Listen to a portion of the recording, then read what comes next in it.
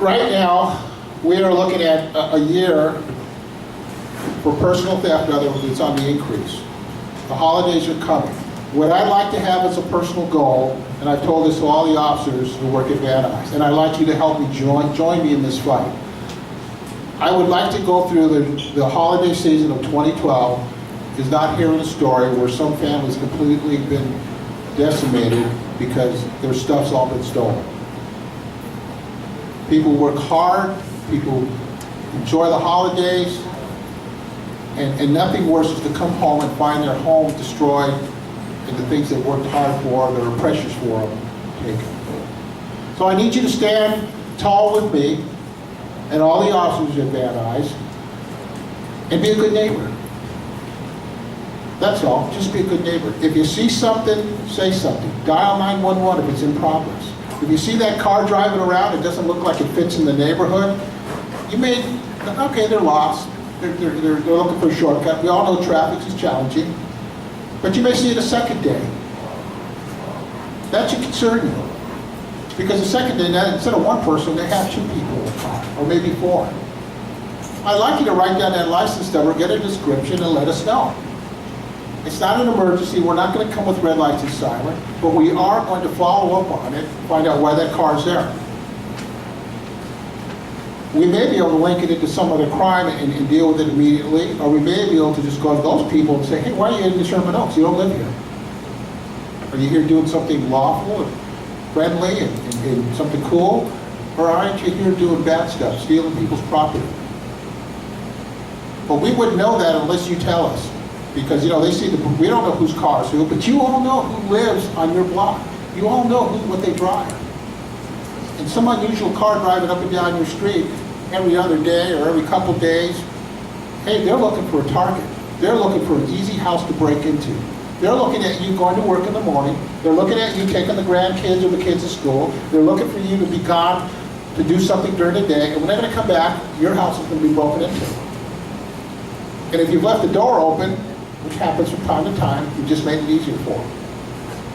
Now, what I'd like you also to know is our personal theft is our personal stuff. Our phones, our keys, our wallet, our purses, those things that are very valuable. We all have pictures of loved ones. We all have social security numbers, cards, driver's license, those important things to us. And we all agree that if those things were lost or stolen, they would create some real headaches for you. Would we all agree to that? Protect yourself. Ladies, when you carry that purse, make sure you keep it closed so nobody can stick their hand in there. Keep it close to you, on the shoulder if it's a shoulder bag, a clutch. Somewhere a fanny pack. You keep that, men can wear those too. Most of the time guys wear them, but probably cops because they've got guns in there. We don't use them too often, but they're out there. But we do that. Big thing for kids, our children, backpacks. We're still carrying those heavy books to school. They wear those backpacks. Those things are invaluable for our children to go to school and carry their lunch, their books, their homework, all that important stuff, the laptop, computer, the iPad, whatever it is they have. We got to teach our young children to protect themselves. It's a lot more than just not talking to strangers. It's a lot more than than looking both ways before you cross the street. We've got to educate our children to be conscious of the things that are important to them, conscious of the things that are around them, so they don't become a victim. So I need your help. I need your help to stand next to me and say, we are not going to allow this to happen in Sherman Oaks. We're going to be proactive. We're going to go out there, and we're going to make a difference. So when we close out 2012, we're going to all have a wonderful holiday season, the best we can hope to have. And we won't have any stories where a family's been decimated because bad guys stole their stuff. So I need your help. I need you to be vigilant, focused, and strategic. Call 911 when it's immediately happening, and call our SOHA or the police station when you see it, you got a clue, and you need to give it to us. And I don't care what kind of clue. If you're not sure what you're seeing, call us and let us know. We'll be happy to come out, take a look at it, talk to people, or run a license plate or do something. That's what you pay us to do, and we're honored to do that. We love doing that. So we love putting people who break the law in jail for the courts to deal with. That's what you asked us to do, and we want to do it. But I need your help in doing it. Ron needs your help, Trent needs your help, so it's important. So when I come back here after the first of the year to report on the state of Van Nuys area, and you asked me about Sherman Oaks, I'm going to tell you we had a win. That's what I want. I want to be able to tell you we had a win. We kept crime down under that 5%, the -5% that we're shooting for. We didn't have any, brutal attacks. We didn't have anybody fearful of walking to the store. We didn't have anybody's house decimated because we were all good neighbors. We were all focused and working as a community to fight crime. That's what it really boils down to. So gentlemen, I need you. Ladies, I need you. Collectively, we can make a difference. Join us. All right, thank you.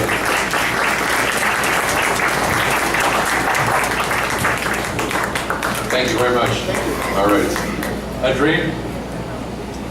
Okay, you want to sit down? Okay. Jake, you sit over here, Adrien over there. Who here knows the Sherman Oaks Homeowners Association, our meetings? What Wednesday night do we meet every month? Third, that's correct. What, next month, November, we're not meeting on the third Wednesday, we're meeting on the second Wednesday. Okay, I know Jules already mentioned that, but I want to make sure everybody comes here. Okay, so we have two candidates that are both running for the Assembly. Thank you for running and doing your civic, whatever you do. What we're going to do tonight, first of all, I want to emphasize a couple things. Some of the questions that are written tonight are not questions that should be directed to Assembly candidates. These are more local issues that we will forward to the council district or the right person. There's a couple questions in here that I can't read the writing, so those will not be asked. And then there's a couple questions that I may not get to because we have a whole bunch of questions. So we're going to get to these questions. The format's going to be, Bob Anderson over here is our timekeeper. He's going to show you when to stop, when you have 15 seconds left and when to stop. Unlike the presidential debate, we will enforce that clock. I have a clock too.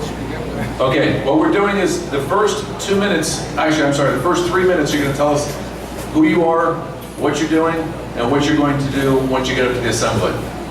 After that, we'll go ahead and have our questions. The first couple questions that we're going to ask, depending on time and how many people are still awake in the room, we'll keep it to 2 minutes, and then we'll go ahead and reduce it down to 1 minute. That'll be our lightning round for the following questions. Okay, so we did not have a coin toss, so I'm just going to go with the person to my right. Jay, it's your time. Welcome. Thank you very much. My name is Jay Stern. I am a candidate for 46th Assembly District, which includes Sherman Oaks. It also includes Studio City, Panorama City, North Hills, Van Nuys, and other municipalities. I can tell you one thing that we're doing right now, and that is every member of the Republican 46th District Central Committee is attending the meetings of the neighborhood councils, and that includes Sherman Oaks Homeowners Association. We will attend meetings. We will work with the neighborhood councils, including Sherman Oaks Homeowners Association, to ensure that as much as possible, government is a local matter, something where we're going to try to help you bring in as many of your neighbors into the process of government as possible. Me, myself, currently I am a chemistry teacher at Panorama High School. I got into teaching 7 years ago. I'm an environmental consultant, environmental chemist, environmental engineer. I understand these issues fairly well. I understand what needs to be done as far as bureaucracies, as far as what I'm going to do when you elect me to the 46th Assembly District is to honor my pledge of no new taxes, trying to diminish what we have, and assisting educators to be the very best that we can be. We have money right now that is being lost, and we are being told we need to have new taxes. I disagree wholeheartedly, and as the evening progresses, I'll be pleased to tell you more about it. Thank you.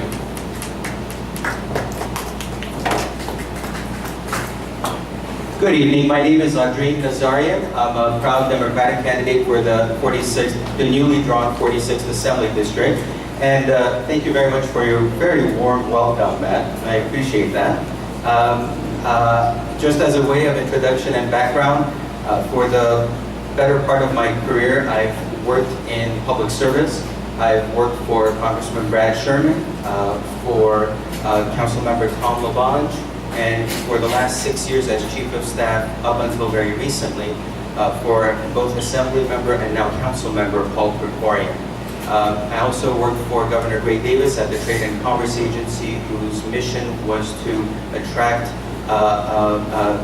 corporations and business investments into the state in order to create more jobs, as well as to export more of California manufactured products out of the state. So with that, I bring quite a bit of government experience, both at the district level as well as policy level. I've been very fortunate to be the beneficiary of California's fine public education system. I've gone to Pierce College at all three levels: community colleges, Pierce College, Cal State Northridge, the CSU system, and finally graduating with a degree in economics from UCLA. I bring much passion to this job.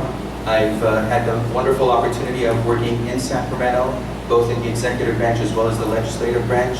And the one thing I can assure you of is, even while working in Sacramento, I was always close to the constituents, always been very actively engaged in neighborhood organizations, whether it be local chamber of commerce, neighborhood councils, homeowner associations, or a variety of the service clubs. And I look forward to working with you and fielding your questions. But before I move on, also wanted to say I'm very proud to have the endorsements of LP Hitmeyer and Richard Close, the honorary mayor of Sherman Oaks, Jules Spear, and some other friends that are sitting here nearby, including Bonnie. Thank you very much. Okay, thank you. Okay, so the first couple of questions that we're going to leave at 2 minutes. Jay, why don't you start off this? And again, we'd love to hear actually real specific answers on some of these questions. So the first question is, if you are elected, what would be your top 3 priorities? Top 3 priorities. First one is a signature issue that I've developed called Pass or Pay. Pass or Pay is a plan whereby those students in high school statewide who deliberately fail their courses will take them but have to pay the cost to retake. Presently, statewide, this amounts to not less than $1 billion annually. Under Pass or Pay, those students who are identified as deliberately failing their courses, refusing to study enough, they will be required to repay this cost. There are exemptions, special education students, English learners and the like, but I'm going to tell you, it's not intended to balance the books on the backs of the students. It's intended to prod the parents to push their kids to study enough to pass those classes. That's the first issue, and it's one that I've been circulating for a few years now, and the support is growing for the idea. The second major issue that I'm looking at is one to bring employment and jobs back into this area. One of the ways that I'm doing it is a process called organic waste to fuel. And this is a plan that I've been working on. I've gotten a few small grants. I should mention that I teach chemistry and biology at Panorama High School. And through that is where I'm pushing. We can produce what we need as far as transportation fuel, and we can put people to work in this district doing it. What I envision is community-based plants, facilities, which will employ individuals. Okay, that's 2. The third that I have has to do with AB 1500, which I dislike intently because it puts an unfair burden on businesses that are out of state, supposedly. Thank you. The 3 priorities would include something of a very timely nature, investing in job growth and helping to stimulate and create opportunities for job growth, namely in our area, the signature industry of entertainment, being the entertainment industry, making sure that we continue to not only invest in tax credits towards the entertainment industry, but also expanding the current dollars that are being attributed on a yearly basis. Second, fully funding education and fighting to at least protect education dollars, both for K through 12 as well as for higher education, and not continuously cut our education and take the investment away from our future. And third, investing in our crumbling infrastructure as well as in our great technology, and which can also create the opportunity of more manufacturing jobs as well in the future. Great, thank you. Actually, Jay, can you pull your microphone cord off? No, over around this way. There you go. Awesome, thank you. Okay, Adrian, you're going to be the first up on this one. Again, we're at 2 minutes. What concrete changes would you propose to address California's budget crisis? Well, nothing that's on the ballot right now, except of course for voting to support Proposition 30 so that we don't deal with further cuts. But I'm not in favor of a 2-year budget. I don't think that's going to work and solve any of our problems.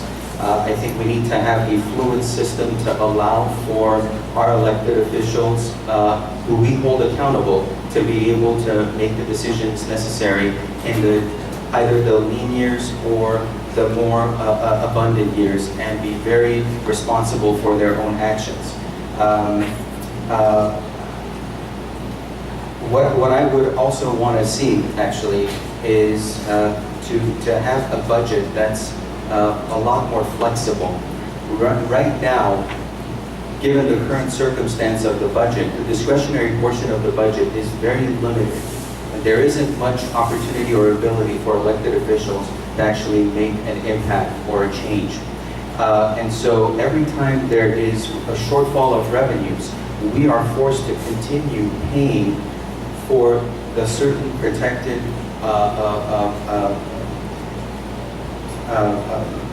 areas within the budget, whether it's healthcare, whether it's prisons, whether it's education as well. And unfortunately, that speaks for about 85% of our budget. Doesn't allow us the flexibility to then decide how to maneuver and be able to shift dollars around in years that we need to be shifting them and prioritizing, making changes based on prioritization. Well, first of all, vote no on any new tax. That's what I urge you to do, and that's definitely what I'm going to be doing when you elect me. Second of all, there is one thing that needs to be taken off the table, and that is the entitlements program for the developmentally disabled. Now, Adrian and I last evening were the guests of the North Los Angeles County Regional Center, and this was a very important issue. It is an entitlement. It is something that helps the very weakest of our citizenry, and as far as a budget item, it's being cut, it's being cut, it's being cut like everything else. We need to eliminate that because it is an entitlement. Everything else, though, is up for grabs. One of the things that I've looked at is how much money is going to the various activities statewide. And I've expressed this as a percentage. I've looked at all of the states. I've looked at all 50 states, or as maybe one of our leaders would have said, all 57 states. So what I have found is that California currently is spending 63% of its revenues on essential services that we would call protection. That includes prisons, and it is on state employee pensions, it is education, it is health, and it is human welfare, human services. 63%. Now I'm looking to see where the other 37% is going. So I'm still studying that. Maybe Adrian, because he's been in government, he was appointed in 1999 by Governor Gray Davis to the Trade Commission, which was abolished, by the way, just a couple of years later because the state auditor found out that it was terribly mismanaged. Maybe he can tell us where some of that other money went. Okay. Should I answer? I'm No. happy to. Nope. We'll actually have 2 minutes at the end for you guys to give any, whatever you guys want to end your stuff with. Jay, you actually brought up an interesting, one of the questions for the audience is, have you signed the Northwest type of a pledge? And so why don't I ask both of you guys just to answer that either, would you sign the Northwest type of pledge with either a yes or a no? I already did. Okay, Absolutely not. okay.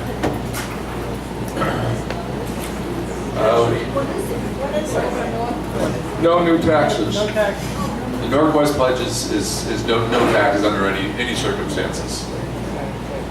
Okay, the next question from the audience is, and Mr. Stern, you're up this one first. And actually, we're still at two minutes. Why should a third of the minority in this legislature stop the majority rule? What makes you think it does? Currently, it does not. That's the big problem. Right now, if the Democrats get just 1 or 2 more seats, then they're going to have a supermajority. When they have a supermajority, they're going to be able to run roughshod. Why do you need a supermajority? No shout outs from the audience, please. He's not answering. When they have the supermajority, Tom, what's going to happen is that they're going to run roughshod over everything. No program is going to be safe. Prop 13 is going to be attacked. We're going to be seeing more and more taxes and everything. Nothing in California will be sacred.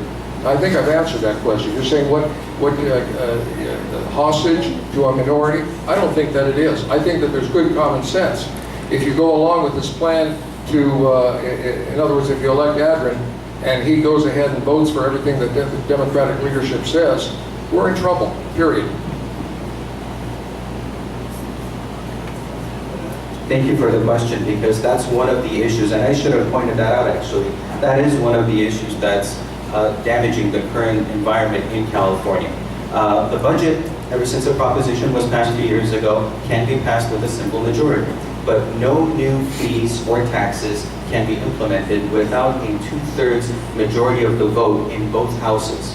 Now what that's done is entirely crippled the legislature from being able to, during difficult years, assess a certain tax, a temporary tax, to be able to get over the difficult times. I, for one, would advocate doing away with this arcane system. California is one of, I believe, only 2 states that has a system in place that forces a 2/3 majority in order to assess a new tax, as well as vote in a new tax. On top of that, there's also the further step of a line item veto that the governor has the power and the authority to exercise. The governor can, with a marker, take out exactly what it is that he wants in each and every single bill and approve it then. By exercising that, he is able to make further cuts as appropriate. There are many mechanisms in place to hold one another accountable. And at this point, all it's doing is damaging our growth and our ability to make progress as a state. Okay, We're we're going to, shut up now. no, thank you though, good question.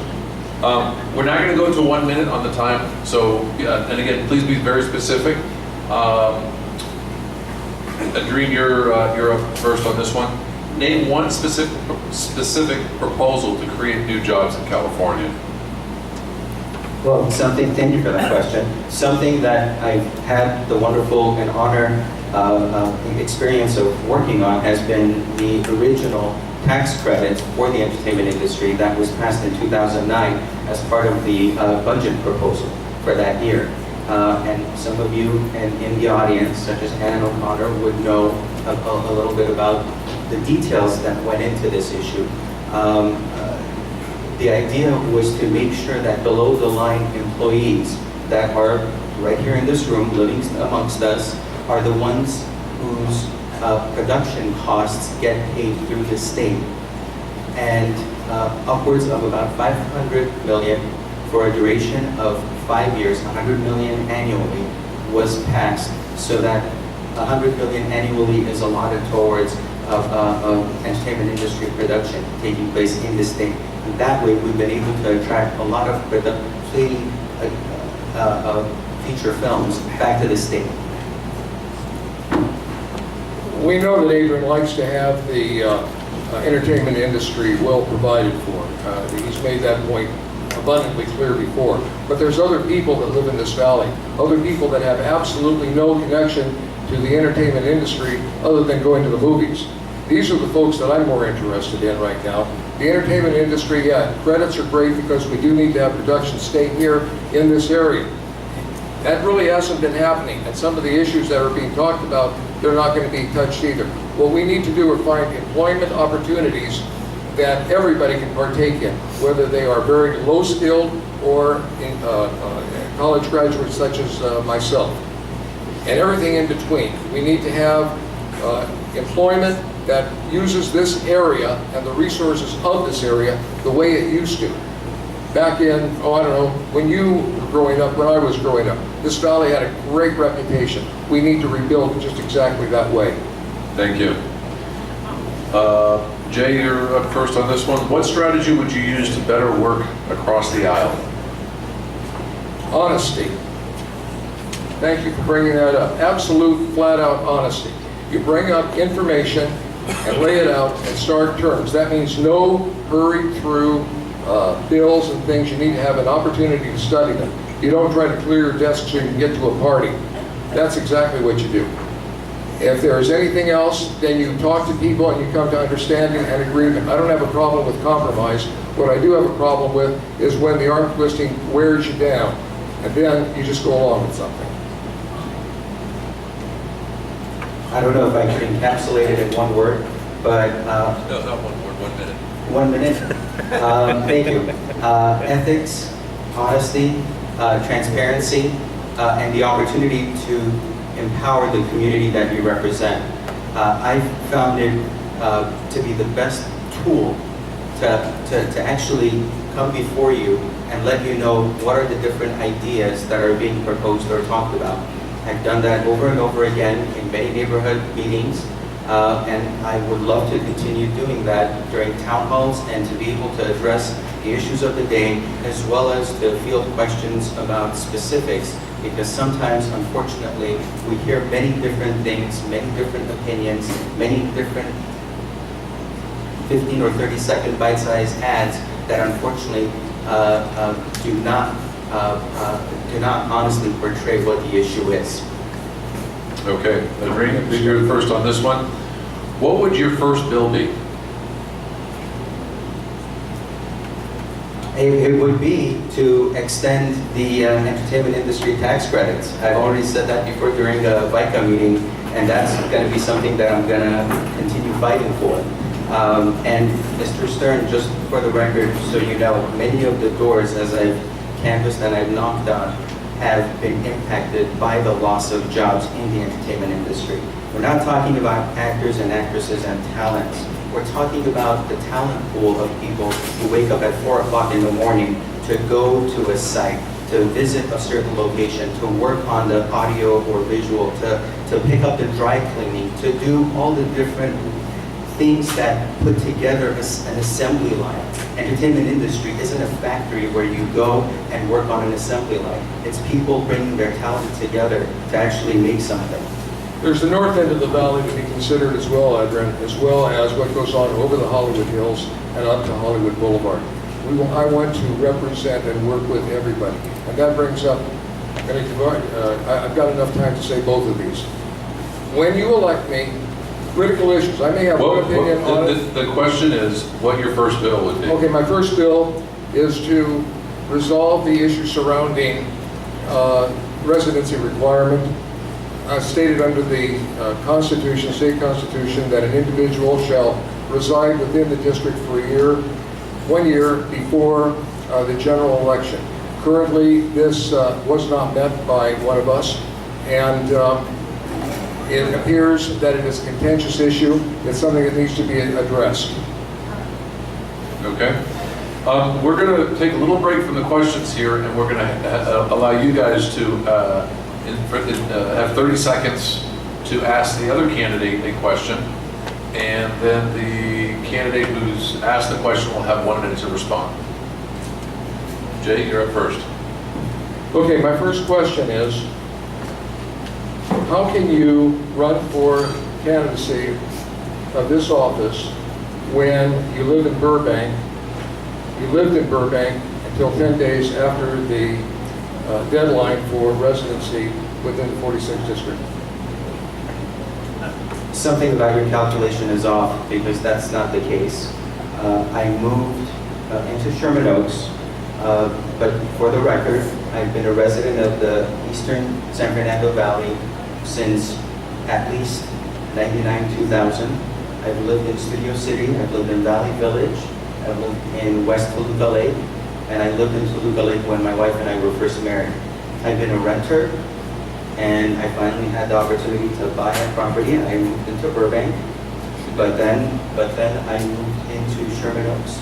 That's right, you And did. everything was done in a legal manner. 10 days late. Okay. If it was 10 days late, I would have been barred from being able to see public All right, office. fellas, you gotta follow the protocol here.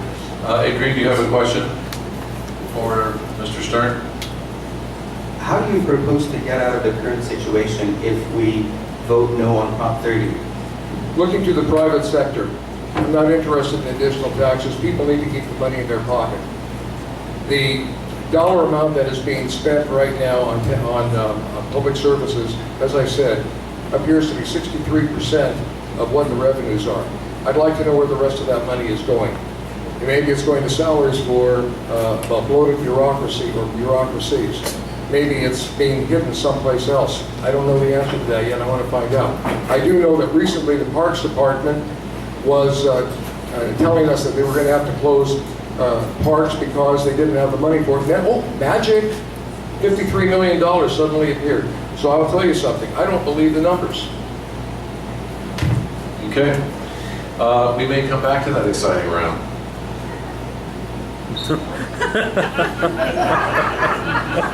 Okay. The next question. Go ahead, Candy. Crowley. Okay, got it. The next question, again, will be answered with a 1-minute response.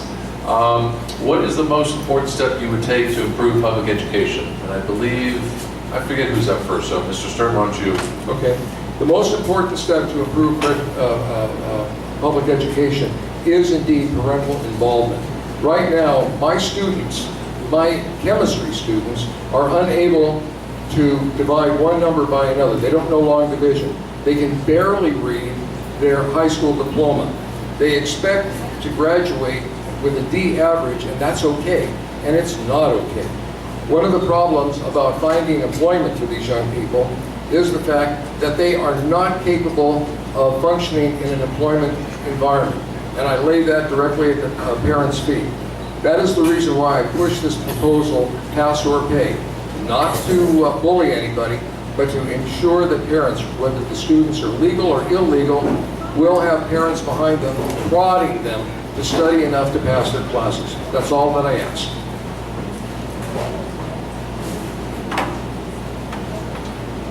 It seems like Mr. Stern and I agree, at least on one point. Parental involvement is extremely crucial, but it doesn't stop there. The state has made a promise to its residents and to their children to provide appropriate education with a certain curriculum in place. But yet, funding has not allowed us to be able to meet those demands. We're 48th in the nation in per pupil spending. We're 47th in the nation, and these numbers may have even changed. It may have even gotten worse. 47th in the nation for investing in school libraries. We're probably in the, again, 46th or 47th in textbook expenditure. That's not prioritizing education, and it's a purely funding issue. Okay. We're going to have to wrap up in a little bit, but before you guys leave, a couple things. We're going to have some nice giveaways, not just for the raffle that Jules is going to handle afterwards, but also for the nice flower arrangements that are on the tables. So stick around to the very end, and please, before you leave, please clean up your table because of all the trash, because otherwise Jules has to stay here all night until it's done. And the dessert, there's a dessert table in the back that you guys are free, not now. If you go back there now, you can't have anything. But at the very end, there you take fill up little cups and take those desserts with you.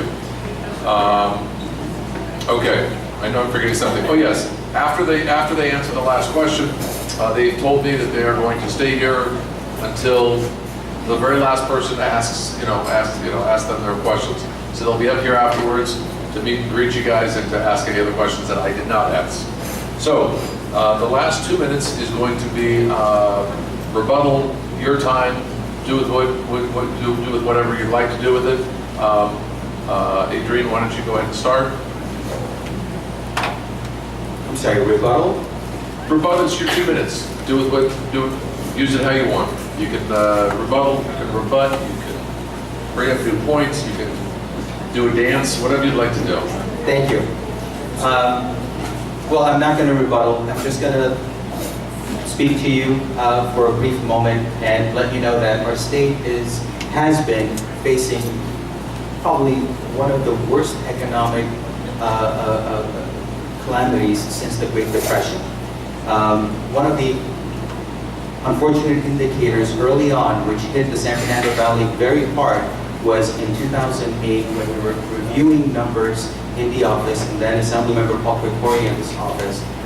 We recognized, actually I'm sorry, even before in early 2008, we recognized that 9%, there was a rate of 9% foreclosure among homes in North Hollywood and Valley Flood region. This was the area that had seen the greatest growth in economic value and housing prices and had seen the highest turnover. And so we stepped into action. We held an economic and financial meltdown seminar and summit where we helped 150 individuals and families by pairing them together with different state resources and banking institutions so that they could address their issues and seek relief. We didn't wait for the news to hit. We didn't wait for the issue to become a massive discussion point. We acted based on the numbers when we saw things were going wrong. That's the level of service I want to bring. That's the level of progressive and responsive representation I want to offer to you. And I'm happy to stay here and answer your questions afterwards. One of the things that my opponent did say is that he's going to make Sacramento work for us. Well, he and I disagree on that point also. I think that politics, I think that the industries, I think that everything that we've been talking about tonight starts right here locally. So I am more district-centered. I want us all to come together and to work to rebuild economically, academically, socially, everything that has to do with this valley. It was a great place, it still is, but it's got to continue, it's got to be better. So I'm not really putting too much stock in promises about making Sacramento work for us. I rather work for you and you and you and everybody and have us all work together for the betterment of all. Now, as far as any of the other issues that we've been talking about here tonight, I want to see fewer taxes. For example, on secondhand goods, I don't see why they are taxed. I would love to have a tax break on people who adopt shelter animals.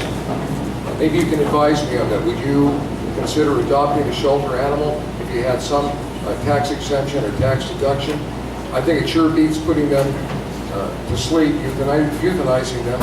And as a matter of fact, they don't even call it euthanasia in the municipal budgets. They call it humane services. That to me is just plain stinking, and I don't like it. Anyhow, I get pretty emotional about some of these things. You've heard what I've had to say. You see the difference. It's clear. And the rest of it is up to you. Thank you. Let's have a big round of applause for these two gentlemen who are running for office here. Thank you, guys. Great job.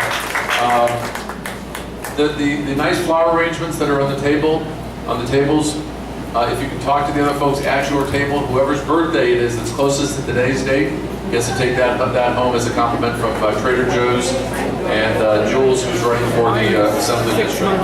But hold on. As far away as you can get. You get it. Okay, so while you guys are discussing that, though, we've got $25. We've got you guys. Yeah, exactly. You started the conversation. Okay. Jay, you pick one. All right. Come on, Adrian. You made a read now. Wait a minute. Last three or Last three. Last three. 707. 707. The last three digits. Anybody? Come on up. Adrian. And if the candidate picks your number, then that means you got to vote for that candidate. Last three digits. Last three. 758. 758. Anybody? 0707. 758. Jay's turn, good. Good. Nobody. Okay. What's the number, Jules? 758. 758.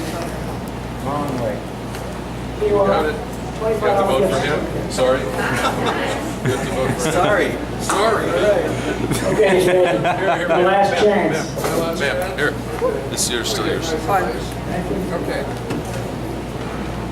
Sorry. 772. 772. Here's something. All right, great. All right. Don't forget to take your flowers and please be sure you clean up. Come on up. Thank you. Keep pictures. Keep pictures. Enjoy.